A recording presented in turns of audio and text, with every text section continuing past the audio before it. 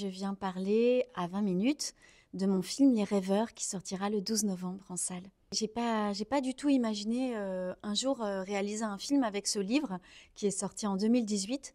Mais c'est Philippe Cotto, le producteur de la Pan-Européenne, qui est venu me voir et qui est venu essayer de me convaincre du bien fondé de faire un film parce qu'il trouvait que j'avais une écriture qui était cinématographique.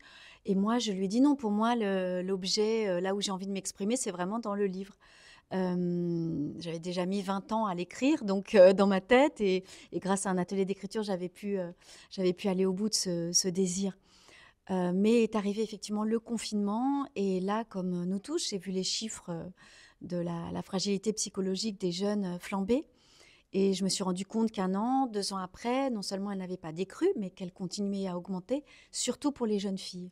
Et je me suis dit que ça pourrait être pertinent de mettre mon expérience à moi d'internement suite à une tentative de suicide à 14 ans dans un hôpital psychiatrique avec ce que vivent les jeunes aujourd'hui. Donc j'ai vraiment tout réécrit, le film, et il n'y avait pas du tout cette partie actuelle dans le livre. Et c'est vraiment du point de vue, tout le film est du point de vue des adolescents. C'était aussi pour moi un moyen de leur donner la parole, d'exprimer leur mal-être de leur point de vue et non pas d'un point de vue extérieur des adultes ni des soignants, ce qui pourrait être très pertinent aussi, hein, de faire un film du point de vue des soignants ou du point de vue des parents. Mais là, je voulais vraiment faire parler les jeunes.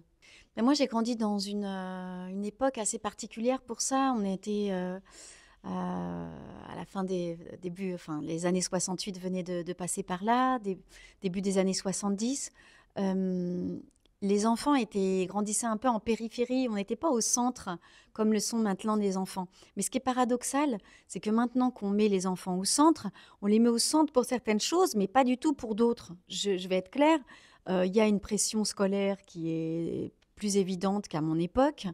Ça, de ce point de vue-là, Parcoursup n'a pas aidé. On leur demande de se projeter dans un avenir très tôt. Ça développe beaucoup d'anxiété compréhensible, hein, pour eux, bien compréhensible. Euh, et en même temps, j'ai le sentiment que même s'ils sont au centre, on les surveille davantage, on fait davantage attention à leur sécurité. Ils sont beaucoup moins libres de partir à l'extérieur comme on le faisait à mon âge. Mais est-ce qu'on les écoute pour autant? J'ai le sentiment que, enfin c'est pas que moi d'ailleurs, qu'il y a une grande solitude. Je n'arrête pas de lire là des articles qui parlent de cette solitude des jeunes, qui se manifeste notamment par le fait que ChatGPT, dont on pensait qu'il serait le rédacteur de leur devoir scolaire, devient en fait, la première utilisation, c'est un psy, un confident. Ça en dit long quand même. Est-ce qu'on les écoute aussi quand on choisit de fermer les écoles en premier pendant le confinement? Est-ce qu'on les écoute quand on prend des décisions qui sont complètement anti-écologiques? Est-ce qu'on les écoute quand les débats politiques ne parlent parlent de tout sauf d'eux? Et dans un contexte comme celui que nous traversons, où la fragilité, je le dis et je le redis, la fragilité psychologique des jeunes continue d'augmenter, comment se fait-il qu'on n'ait pas de ministère de l'enfance? Comment se fait-il qu'il n'y ait pas d'investissement? Alors certes, il y a eu mon psy, qui est très bien, mais sauf que le psy qui donne ses consultations est payé 50 euros par séance.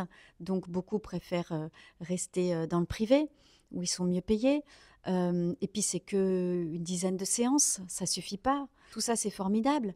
Mais toute cette déstigmatisation qui est en cours et qui est très importante, elle va produire quoi? Elle va produire qu'il y a de plus en plus de jeunes qui vont prendre la parole là-dessus, qui vont demander de l'aide. Et qu'est-ce qui se passe si on n'a pas d'endroit pour les recevoir? Qu'est-ce qui se passe si euh, on continue à ne pas former de pédopsie? Pour l'instant, en France, il y a 500 pédopsies. La moitié vont partir à la retraite dans les prochaines années. C'est ce que dit mon personnage à la fin du film. Mais il n'y a plus de moyens, plus de soignants. Et ça, c'est très important de se dire que c'est quand même fou qu'on sache maintenant que l'art-thérapie, et c'est ce qu'essaye de développer aussi beaucoup le film, je parle énormément de ça, mais c'est parce que c'est un levier extraordinaire. Et peu importe si tu choisis de faire du théâtre, de la peinture, de la sculpture, des ateliers d'écriture ou même du sport, d'avoir un endroit où mettre son angoisse, ses émotions, c'est absolument fondamental quand on est adulte, mais surtout quand on est adolescent.